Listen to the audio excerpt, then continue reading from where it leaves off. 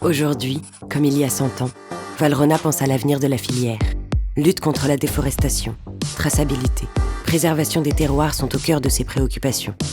Sa nature, l'engagement. Sa volonté, des chocolats toujours plus responsables.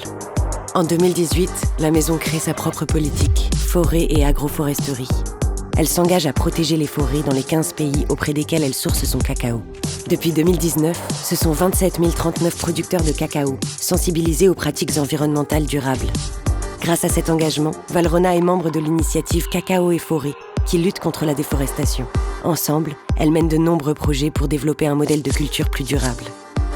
Valrhona s'engage aussi sur la traçabilité de son cacao. 100% des fèves qu'elle achète dans le monde sont tracées depuis ses producteurs.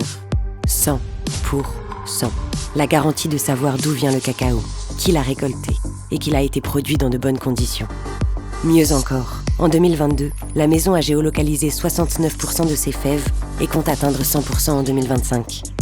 Parce que la protection de l'environnement passe aussi par la préservation des terroirs, Valrhona participe à la sauvegarde d'espèces de cacao en voie de disparition. 1991, à l'ouest du Venezuela, le sourceur Jean-François Dargent découvre une variété ancestrale de cacao, le porcelana. Pour garantir sa sauvegarde, Valrhona y installe une nouvelle exploitation isolée de tout, au pied de la cordillère des Andes. À 2000 km de là, au Pérou, la maison participe à la sauvegarde d'une autre variété endémique, le Grand Blanco. Des milliers de plants y sont aujourd'hui cultivés dans un jardin conservatoire. Aujourd'hui, Valrhona invite l'ensemble de la filière à s'engager. Elle adhère pour cela à l'initiative française pour un cacao durable.